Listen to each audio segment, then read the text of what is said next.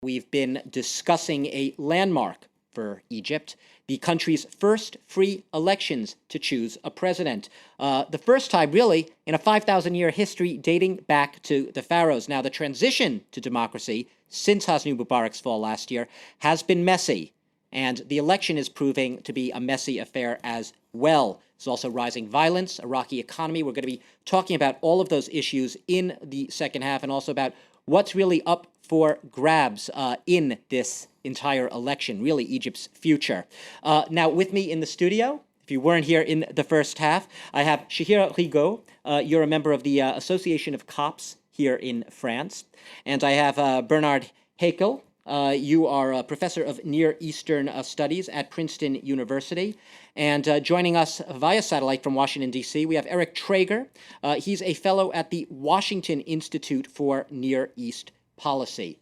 Now, we have lots of questions surrounding these elections, basically. The romantic phase, most people would agree, the Tahrir Square, the unity and all of that seems to be over. And what we are having now is a very fierce fight shaping up, it seems, between Islamists and secularists, all against the backdrop of a very faltering, very rocky economy.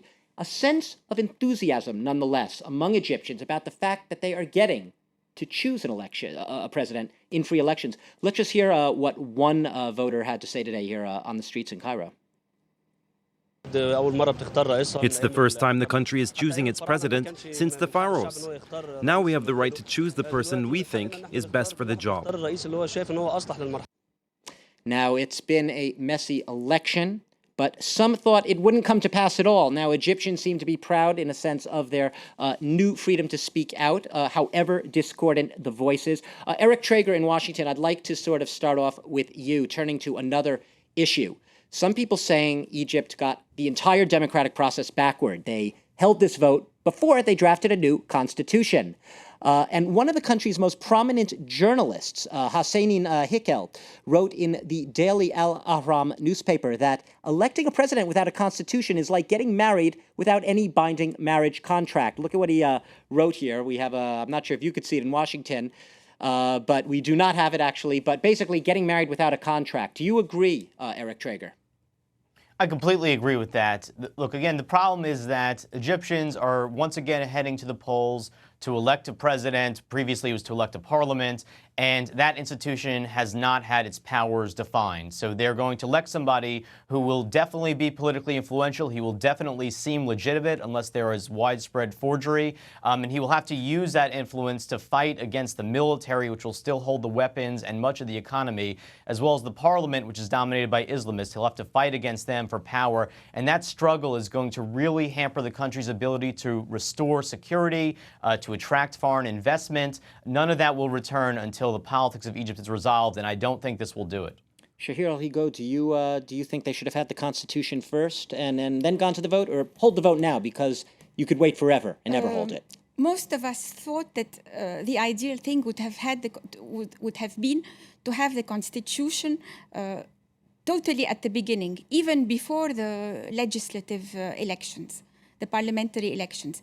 This, to us, Copts would have been not only actually Copts, but many people would have been pure basic common sense.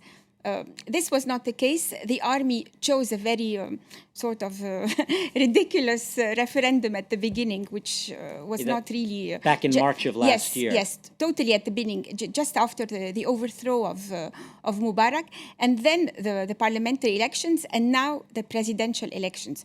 So, of course, it is still not clear for many of us what kind of a regime we're going to have afterwards. Will it be a parliamentary or a presidential regime? Who will have more power, the executive or the parliament? It's still not clear. So, of course, I hope you can understand that the drama of the Copts, of course, and their fear is now already we have a parliament which is 80% Islamist. If we also have a president representing the Muslim Brotherhood, either a former Muslim Brotherhood or a Muslim Brotherhood today, in both cases, it cannot inspire serenity. Can't inspire serenity. And Bernard Haeckel, so we have a parliament with a Mubarak-era constitution, and now we have the likelihood of a president ruling under a Mubarak-era constitution. The army generals must like that. I think they like the fact that that's right, that there isn't clarity, and one of the crucial issues for why there hasn't been a constitution drafted is the fact that the role of the army and the power and the privileges that it has was not something that I think the army was willing to debate openly and have resolved in a constitutional document. And Eric Traeger, going to anticipate perhaps your response, but the army keeps saying it will hand over power to a civilian president on July 1st, whatever the outcome of this election. Do you take them at their word? A lot of Egyptians don't. Well, what I think will happen is you'll have some sort of ceremony at which, the military leadership will perhaps stand with the newly elected president and formally hand over power. But the bottom line is that the military still holds, first of all, the weapons, and secondly, controls 15 to 40% of the Egyptian economy. So it will remain a powerful entity. Last year when the revolution started, people would ask, is this Iran 1979 or Eastern Europe 1989? I think what we're going to see is that it's Pakistan 1999, in that you're going to have a strong and autonomous military that is able to intervene in politics when it feels necessary. And let me go one step further and put this back to Bernard Hickel. Do you see the danger of a military-led coup, perhaps, if the outcome of these elections are not to the Army Council's liking? I mean, they can intervene at any moment, certainly. But intervene, I mean, even more forcefully. Yeah, they could potentially, although I suspect that they will come to an accommodation with whatever candidate, ends up coming to power, because they will make it clear that unless their privileges are guaranteed, they will make life impossible and they will intervene. And I think the long-term challenge for Egypt is really the long-term challenge that we saw in Turkey, which is that of a civilian government slowly but surely stripping the army of many of its privileges and its ability to intervene through coups in politics. It's interesting because you bring up Turkey, and some people say perhaps Egypt could follow that Turkish model. The party of Recep Tayyip Erdogan there, which bills itself as a moderate Islamist party governing in a democracy. Do you believe that model could be applicable to Egypt, a sort of Erdogan-style moderate Islamist government in Egypt, and democratic at the same time? Not really. It would have been, I would give it my preference, of course, to a model following Iran or Pakistan. If Egypt could follow the Turkish model, this would be good news. But I doubt it because the mentalities in Egypt are not all that secular.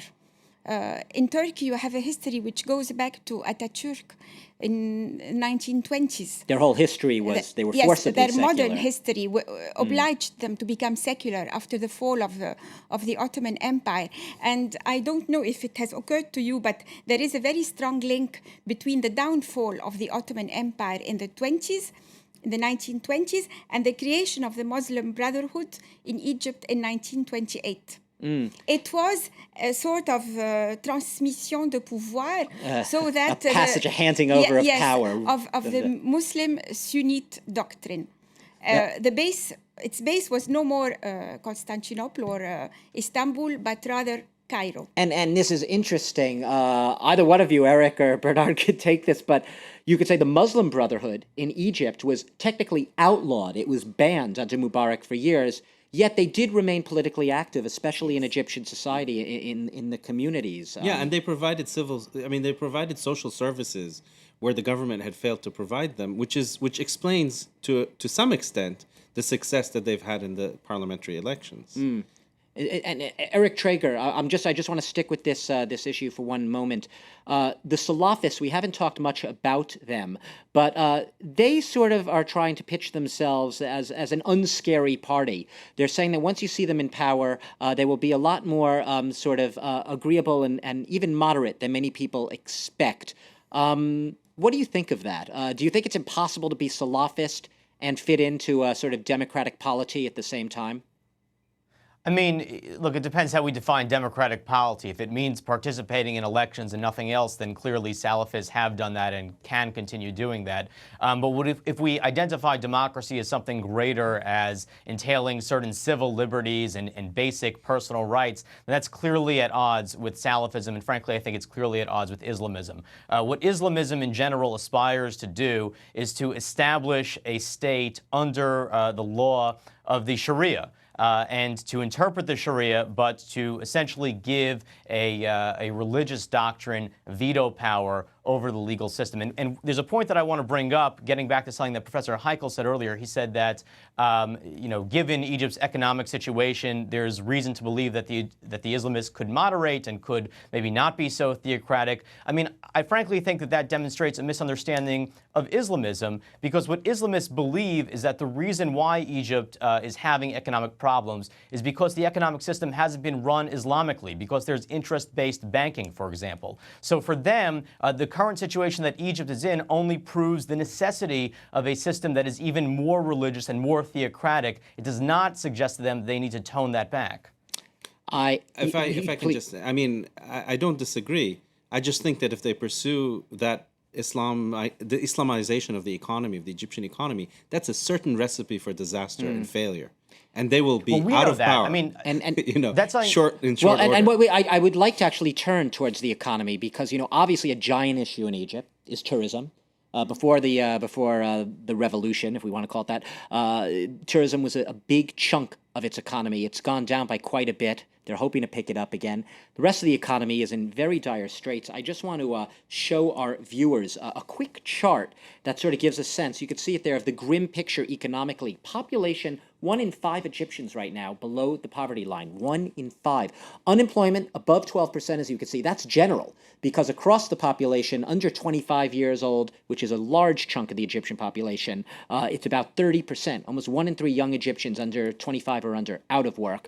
Public debt, look at that, 85%. And inflation, that last figure that was up there, over 13%. A lot of people say, next president, no matter who it is, this is an extremely, extremely tough set of statistics to deal with. And if inflation keeps going, food prices will be hit. Shahira. It's very bad news for the president who will take power in a few weeks. Perhaps many people even think that the first president who will be chosen will be sort of sacrificed, in the sense that whatever he does, he's in a no-win situation. It's extremely tough. The challenges ahead are enormous. We talk about these challenges. Do you think most Egyptians are willing to give the president, I guess, a honeymoon, a little bit of a grace period? I mean, they know they want law and order, they want stability, they want a prosperous economy. How long do you think they're willing to sort of give the next president? I mean, my own sense is that the Egyptians have huge expectations. In fact, unrealistic expectations of this process and of the revolution in general. And one has to remember that Egypt was actually doing rather well economically before the revolution, or up till the revolution. And its economy is still set to actually grow, I believe, next year. I could be wrong. I don't want to put you on the spot. Yeah, I mean, I think the last statistics that I saw were not very good. I mean, there was a 4% decline in its in the economy in the first quarter of this year. Right, but the projection, I believe, is rising in growth terms, but I could be wrong. Yeah, I mean, still, I think their expectations of what this process is going to lead to in terms of not only safety and security but economic development and progress is going to be out of sync with the reality, and all the more reason for why the Islamists should perhaps be the first ones out there, because they will get blamed for the failure. And this is interesting. Yes. Can I just add something related to tourism and growth, economic growth?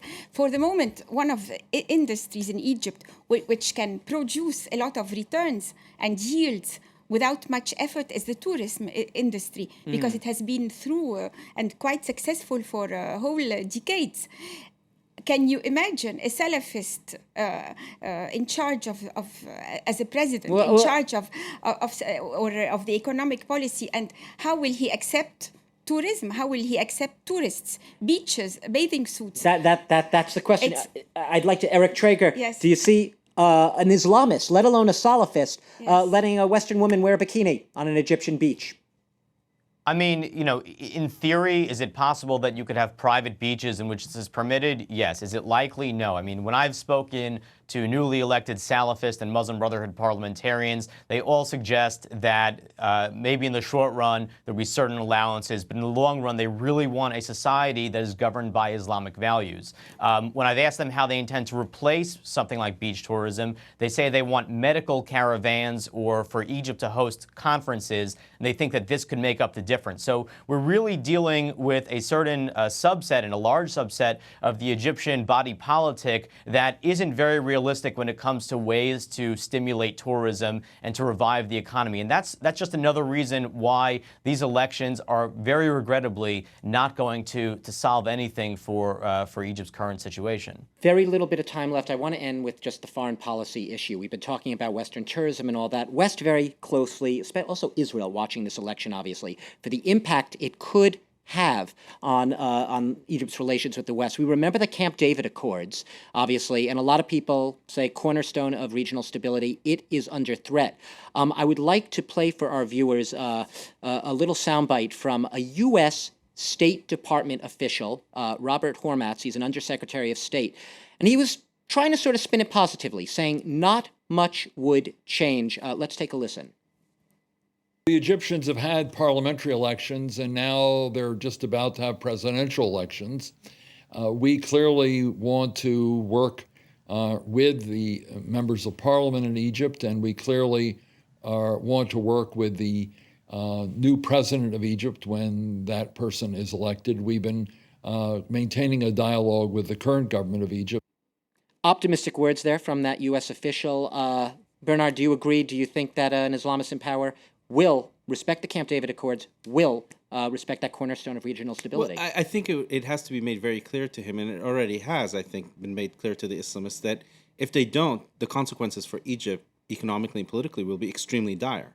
You know, and you know, if they choose to break that treaty, it will cost them very, very dearly. They basically have no choice. We have less than a minute. Eric Traeger, I'm going to give you the last word. Do you agree? They have no choice. Respect Camp David.